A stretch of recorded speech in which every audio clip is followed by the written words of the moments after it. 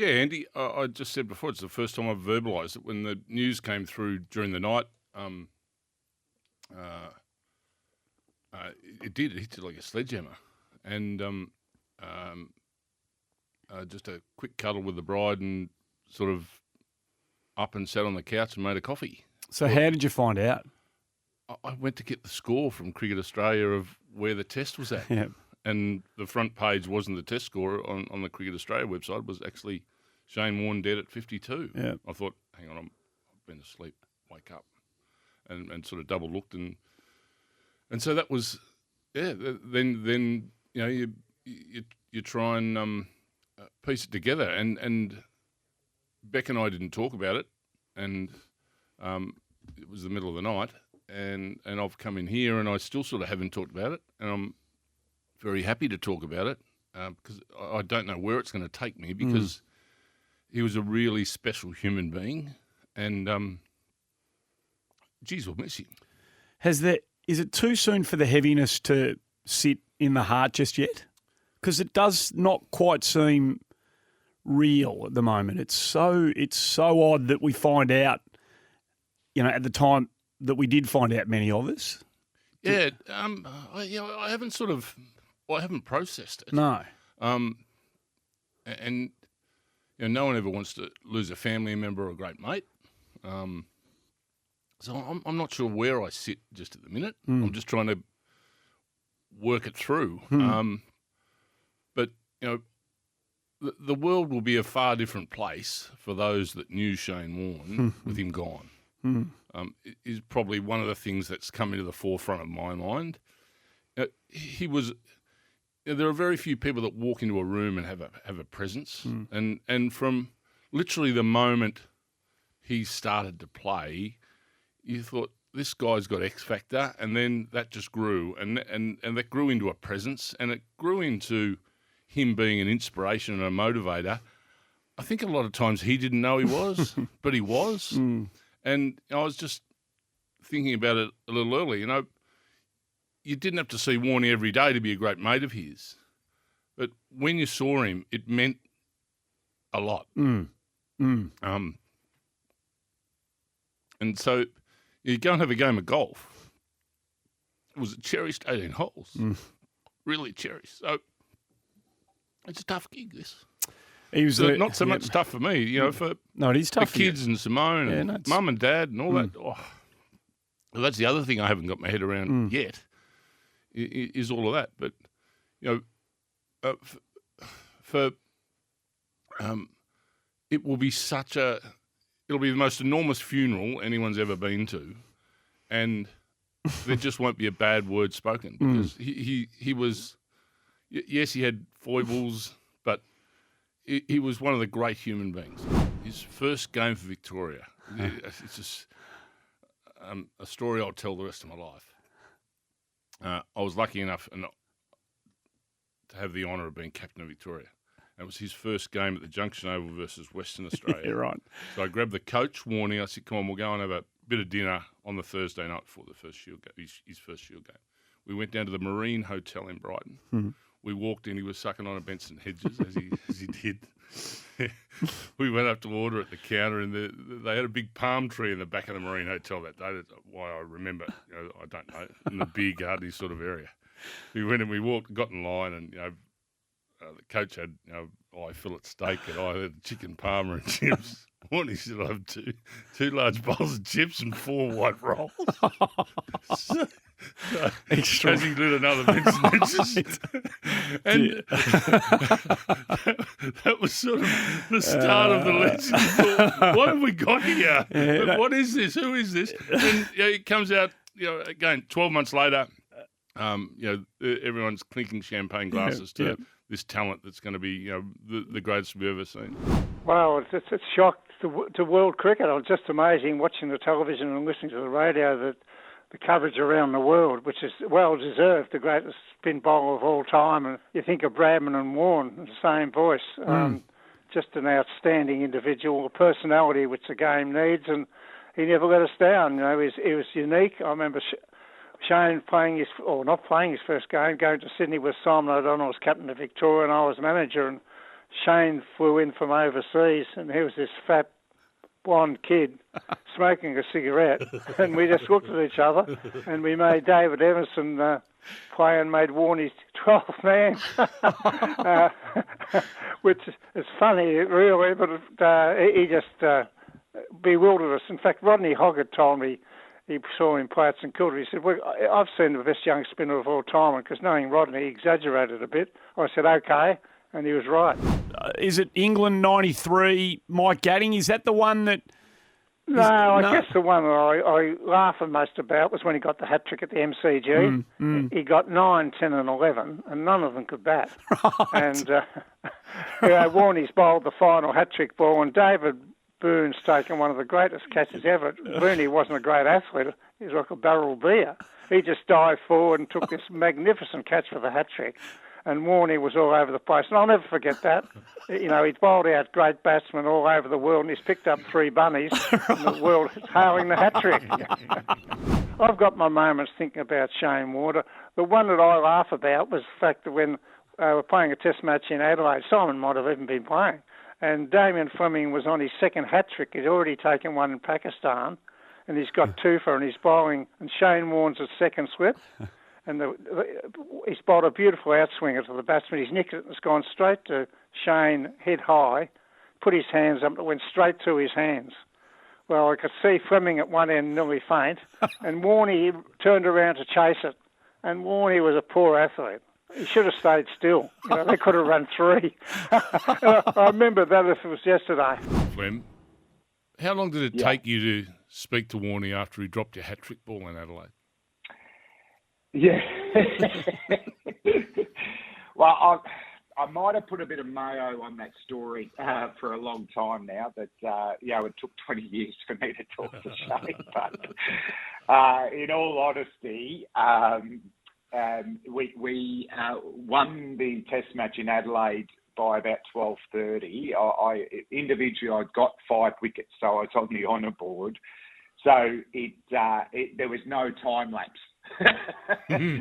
We were talking straight away because, we were singing the song and having beers. But the story's better that I was annoyed with him. But he said he did well to get to it, which surprised me. And I would have fractured his skull if he didn't.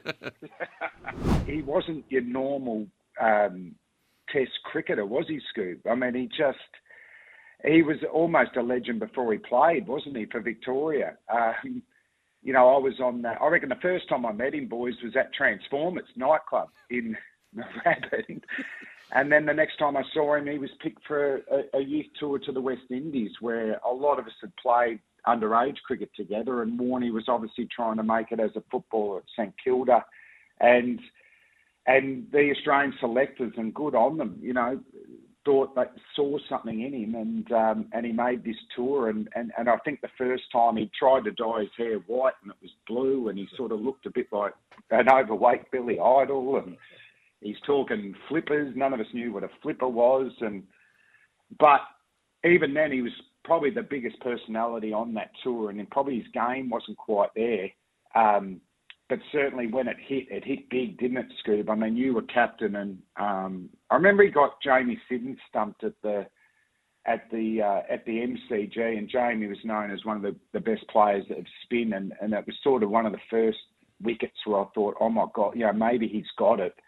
And then just the process of going through those first few tests that we know were tough on Warney, and then the change for me was when he dominated the 93 Ashes. He come back and played a full-strength Shield team between New South Wales and Victoria. I think just about everyone in New South Wales had played for Australia, and we were packed with Merv and Dino and co. And it was just like a leg spinner with a fast bowler's mentality. He was into them verbally. He was challenging them. Tubby fought through a whole session. Warney bowls the first ball after lunch, and he bowls an off spinner and has him caught at first slip. Who even thinks about that? And then Mark Waugh made one of the great hundreds I've ever seen. I was at mid-off for most of the time. I ended up catching him for 120. I don't reckon I fielded another ball off Mark from Warney bowling. To think that a leg spinner wasn't getting hit to mid-off, but And we called him Hollywood, didn't he? I mean, his lifestyle was certainly like that. It was just he was just an unbelievable, irreplaceable man, and cricket-wise, we will never see another one like him. His zest for life was high, and his interest in people always peaked. It was always, thinking about outside himself. And he had great mates at all levels. He taught me plenty. This young bloke came into our team and started to teach us stuff. How to walk across a nightclub floor. How to walk into a nightclub. He's unbelievable. Properly. Yeah, and then, we just used to walk fast to get to the bar. He said, fellas, you got to slow down. They haven't seen you enter. So he just had... He had skills in life that were way above his years. He's unbelievable. But then he'd say, then he grew into a great friendship with Kerry Packer. And he was the first to say, if these blokes ask, say, let's catch up, make sure you do. They don't say that lightly. And so Warnie would ring Kerry and catch up. And Lawry Williams, who I've texted and messaged this morning, who's in a little bit of a shock down there, he only recently had a text from Warnie with Warnie wearing one of his caps, the Peaky Blinders cap and so Lloyd's doing it a bit tough. He had great mates in the upper echelons of society because those blokes said, yeah, why don't we catch up? And he made sure it happened. Whereas I'd sort of dodged that a bit. Oh, no, he wasn't fair dinkum about that. Warnie was the one to teach me that. So, and at the same time, he'd be at a kids' clinic, really engaged and working on all sorts of play with the kids, whether it be batting, bowling or fielding. So I think you could not take two more engaged people away from our game in one hit than Rod Marsh and Shane Warne. Oh, jeez, lads. Look, we had quite a bit of time. Obviously, we played a little bit together, but I was very much at the beginning of my career when he was towards the end of his. But, he was a superstar of the game. I was just starting out, but he was very warm and sort of welcoming. And we spent a bit of time together. We both used to smoke a few darts together. So that was kind of our kind of common ground, if that makes sense. I do remember when we played the New Zealand Open golf tournament, which is always a fun event as well. And I said to Warnie, I'm going to cruise into town and I need to go and pick up, this was back when I was smoking. So I said, I need to go and pick up some darts. And he said, oh, yeah, can you get me some? I said, yeah, no worries. I said, what do you need? He said, I just need to get through today. So if you can give me 4 boxes, that'd be great. So I went in and picked up 4 boxes. And I thought, I'm going to try and keep up with the king, So I think I got through about 40 darts by midday and I tapped out. I was done. He was still going strong. You had a good battle as cricketers. You had the better of him on many times. You're both, of course, of the T20 era, and he probably missed a whole era that you came into, but he played at the end. And there's a famous moment on Australian telly. I don't know if you remember it, and I'm sure you've had a laugh about it since. But we might even just reflect on this. Is when he told the audience in Australia that he was going to bowl you out around your legs, and that doesn't happen very often, but it did on this occasion. Here it is. Want to try and slide one in there, fast.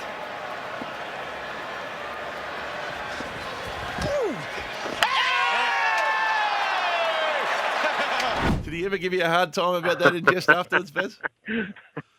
Not really.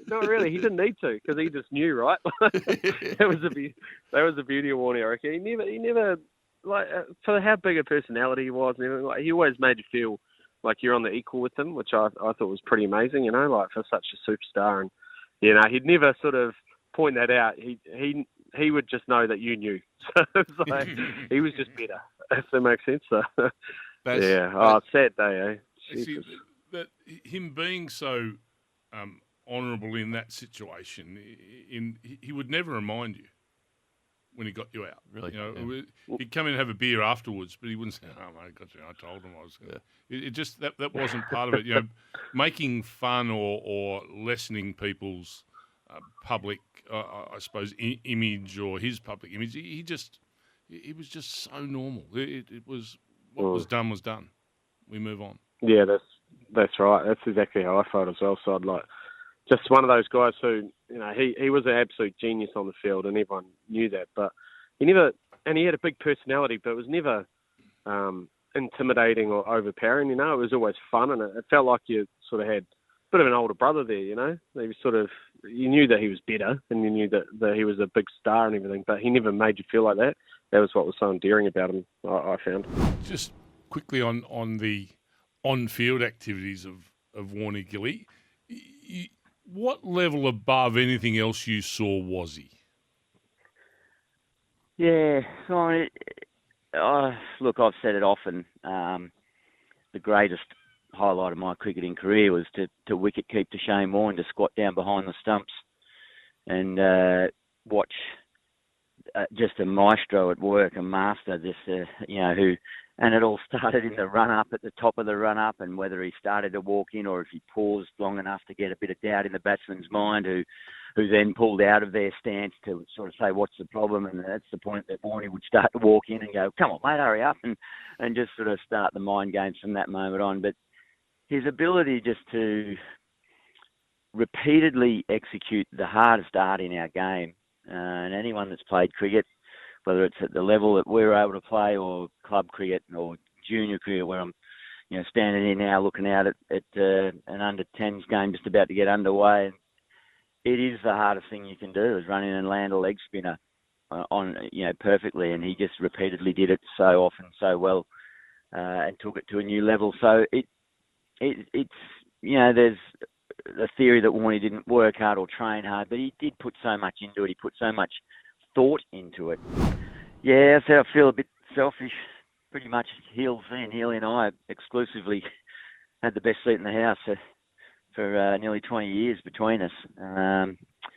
It was his positivity. He believed he could either win in any situation, or if the win wasn't on, he could get himself and climb himself out of any tricky situation. And yeah, I think the Adelaide Test of 06-07 is probably the greatest example of that, where we weren't likely to lose the test. It looked like a draw was the only thing that you could possibly even consider. But in warm-ups, he walked around. And John Buchanan, funnily enough, his old foe, he's a guy that he never really, I don't think anyone could ever say they even remotely got eye to eye on. Did they ever go out for dinner? I don't believe so. I don't think baked beans on toast is Buck's favourite diet to like. I certainly don't think sitting opposite John Buchanan would have been his. That turned him off his appetite. But he, ironically, it was Buck who started saying, just little mind games in our warm up. Oh, boys, there might be a team that can win this, and which one's it going to be? And trying to just put these little. And it was Warne who, funnily enough, responded. And he actually got up and started saying a few things like that in unison with Buck, and started quoting things from this boot camp that we had that Warne hated. I hated with a passion that Buck made us do. But Warne started revisiting things about climbing mountains together and abseiling and all these physical challenges. Anyway, the rest is history. He walked out there. He was on a mission, and he just dragged us along with him that morning. And then eventually the batters got it done in the evening. And Warne said, and he played 160 of them or something. He said that was the best test that he was involved in far as getting a result. So yeah, really special time, and ironic that Buchanan and Warne would work in unison together to fire it up. I felt fascinating that relationship with coach and player. And I think, in a way, it really explains Warnie's loyalty, dedication, pride and honour of representing his country. He never let that situation and that relationship override his performance. He still went out and gave every single ounce of energy he had for his country. Yeah, that's a really good observation, Scuba. You're spot on. A lot of people, one of the most often asked questions of me, of people, friends, supporters, say, look, it must have been hard to rein Warne in. Did he ever have a negative effect on the team because of all the off-field issues or the tabloidy sort of headlines or this feud with Buchanan and it got a bit tricky between he and Steve Waugh by the end of it too, and that's played out a bit publicly. But it never did, never once. And I think part of that was the very clever management and subtle management from John Buchanan or Steve Orr as captain, and even very much so Ricky by the end. But never once did it feel like Warne or his off-field stuff or his personality compromised what we were trying to achieve as a team. I really say that with conviction that you're right. It just meant, and even this recent documentary that had just come out, he himself says cricket was just the most important thing to him. And whatever team he was playing for, and particularly if it was Australia, that's all he wanted to do was just do it as best as he possibly could. And he was so committed to it, he just switched on. I mean, half of us wouldn't be able to leave our hotel room if we knew what was going to be what was on the front page of ours, let alone the back page and all that. But Warne found a way to get there, get in that change and just turn the motor on, and that's an amazing mindset. So make of all the off-field stuff what you want. Anyone can judge it however they want to, but he was just remarkable, and he was just extraordinary, fun and loyal, and he's a contradiction in so many ways, but he was that. He was just, as I say, I'm standing here looking at club cricket. We're all just club cricketers. Some are better than others. And Warne just forgot that the whole world was watching. He was like a bloke that was playing for St Kilda down in 4th grade, turning up with his mates every week, going out for a night out, having some fun. He just forgot that the whole world was watching because he was the best ever at what he did.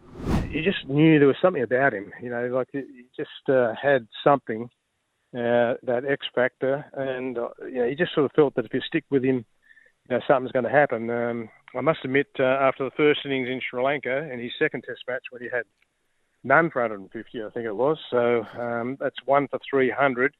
At that point, I was thinking, I don't want to sort of go too hard with this bloke because hasn't sort of shown me much yet. But look, didn't it change and change quickly?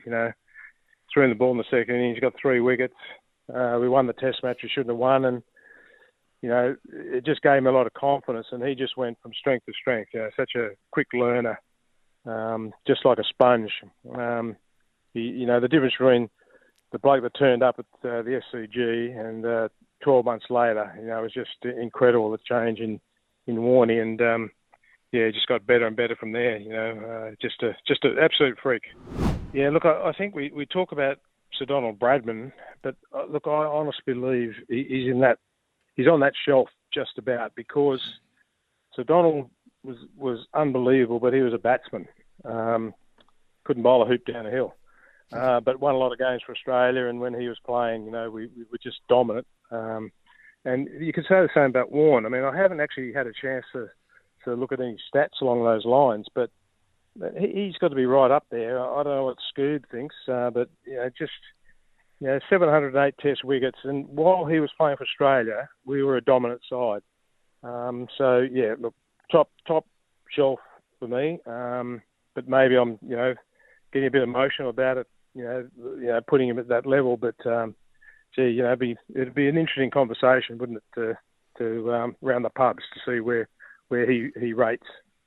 AB, great to hear your voice on such a sad day, mate, and we all feel it. The banter between captain and student, you and Warne, what was it like? And you talk about that growth, how quickly he grew. How quickly did he get to you saying, I can just give him the ball and I know he'll perform in a big moment? Was it 18 months, 2 years, 3 years? At what stage did you have that sort of confidence in him? I reckon no more than 2 years, right? So basically the 2 years that I had him, or a bit maybe a fraction longer. I mean, he played his first Test match at, was it 91, 92 at the SCG. Okay, so he needed a lot of help from that point, but he had the basics. And then he just developed so quickly from there. So by the time we went to England in 93, he had a few more toys and he just spun the ball like you wouldn't believe. I mean, you can hear it fizzing in the air. And so but he still needed, some sort of tactical nous and just, push and shove here and there about, maybe having a crack round the wickets, or just, you talk to him about different tactics and different things. 12 months later, he's just given me the, speak to the hand. I'm right, skipper. You just go and field at mid-wicket and shut up. You said something very powerful to me in the ad break, Scoob, which was a reminder to us all. Yeah, this is the third time I've sat here, and I'm talking about friends, and I'm saying things I should have already said to them while they were with us, and it's now bugging me. And I said earlier this morning, it's going to take me time to process this, and I'm still not 100% sure where I'm at. But I think the lesson I'm taking, the first lesson I'm taking is stop not saying what you need to say. Say it, because it's too late when we're not here. And don't be embarrassed about it. Hutch, if we need to talk about something, talk about it. And I think that's really important. You've got to take something, and I don't want to feel like this again. I want people to know what I feel about them and for them.